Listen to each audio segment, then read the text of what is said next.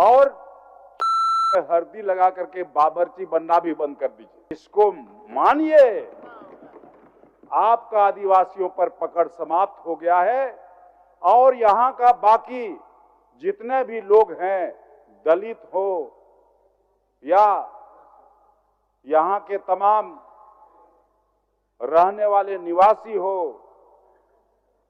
मूल निवासी हो, भारतीय जनता पार्टी से अब मोह भंग हो गया है। इसीलिए हम तो यही कहेंगे कि झारखंड मुक्ति मोर्चा के नेतृत्व में जो गठबंधन है, यही गठबंधन इस राज्य को आगे बढ़ाने का काम कर सकती है। और जिस ढंग से वर्तमान सरकार और माननीय मुख्यमंत्री हेमंत सोरेन जी के नेतृत्व में इस राज्य में सरकार काम करना शुरू किया है, हमको लगता है कि आने वाला चुनाव में आप लोगों का नामो निशान मिट जाएगा। इसलिए हम तो यही कहना चाहेंगे महोदय कि इस बजट के ऊपर भी लोग टीका टिप्पणी कर रहे हैं कि इस बजट को ये सरकार जनता के बीच लागू नहीं कर पाएगी और ये बीच में ही सरकार बम बोल देगी।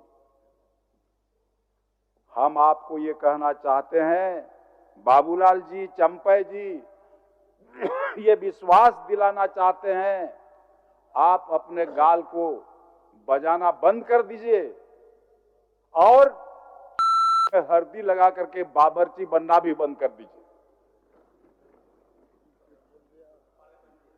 अब चूंकि इसको महोदय ये सरकार अपने पूरे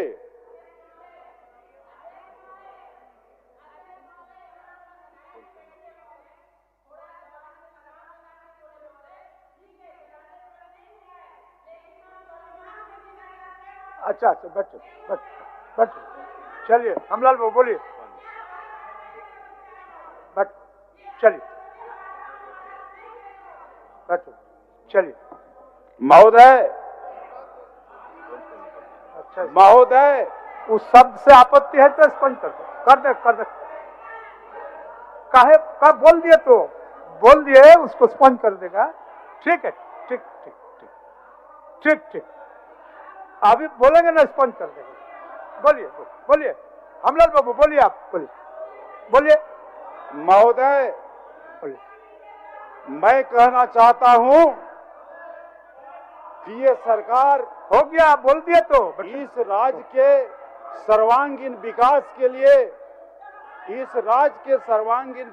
लिए हम सभी पक्ष हो या विपक्ष उसको स्वीकार करते हैं और सम्मान करते हैं। हम कम है उसका मतलब ये नहीं कि आप अपमानित करें। सदन के अंदर में भाषा में संयम बहुत ज़रूरी है। अगर आप चाहेंगे कि हम बहुमत में हैं, पूर्ण बहुमत की सरकार है और आप कुछ भी कहिएगा और हम सुन ले, ये कदापि नहीं होगा। और विशेषकर जो वरिष्ठ लोग हैं, कम से कम वरिष्ठ सदस्यों को ये समझना चाहिए कि हम क्या बोल रहे हैं। सदन में महिला सदस्य भी 12-12 है। आप सदन में कुछ भी बोलते हैं तो वो बाहर जाता है, लोग आपको देखते हैं, सुनते हैं, फॉलो करते हैं। तो आपको बहुत संयमित होकर के शालीनता पूर्वक बातों को रखनी चाहिए। आज आप देख रहे होंगे जो सत्ता पक्ष के लोग बोल रहे थे, उसमें अंदर से अभिमान झलक रहा था। हमने भी मंत्री 5 साल निभाया, हमारी भी सरकार थी माननीय मुख्यमंत्री रघुवर दास जी के नेतृत्व वाली, लेकिन आज भी आप उलट के देख ले, हम लोगों ने पूरी संयम शालीनता के साथ मंत्री रहने के बावजूद भी कभी किसी पर कुछ भी गलत हम लोगों ने नहीं कहा। तो आप अपने स्वभाव को बदलिए। आप सदन के अंदर में बोलते हैं तो सारे लोग आपको फॉलो करते हैं। यहाँ पर एक लीडर बोल रहे हैं, उसको सभी देखते हैं और आपकी बोली में इस प्रकार की संयम नहीं है, शालीनता नहीं है और ऊपर से आप माफी भी नहीं मांगते हैं।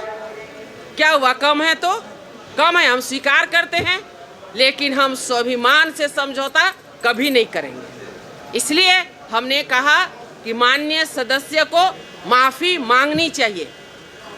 आज बात हो रही थी महामहिम राज्यपाल जी के अभिभाषण पर, उनके पक्ष और विपक्ष में। आप बोलिए, पक्ष विपक्ष है, विरोध करिए ना, उसका अधिकार है आपको, हम भी करेंगे, आप भी करिए, लेकिन संसदीय मर्यादाओं को रखते हुए। आप असंसदीय भाषा का प्रयोग न करें।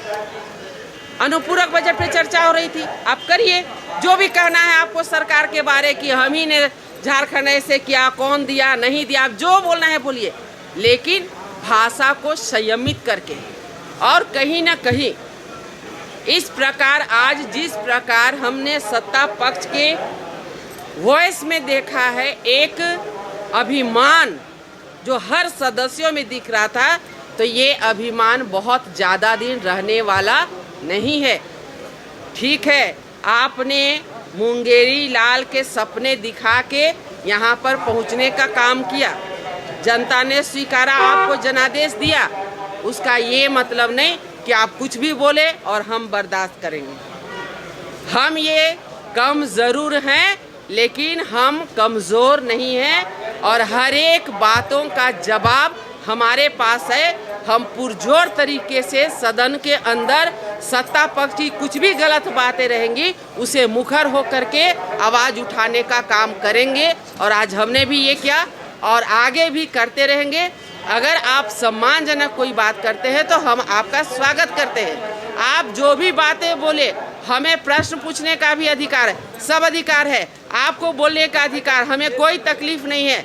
लेकिन अगर जरा सा भी बातों में शालीनता नहीं रहेगी और किसी को भी अपमानित करेंगे तो हम ये कदापि बर्दाश्त नहीं करेंगे। हमसे जुड़े रहने के लिए हमारे YouTube चैनल को सब्सक्राइब करें और नई वीडियो की नोटिफिकेशन के लिए बेल आइकॉन को दबाएं।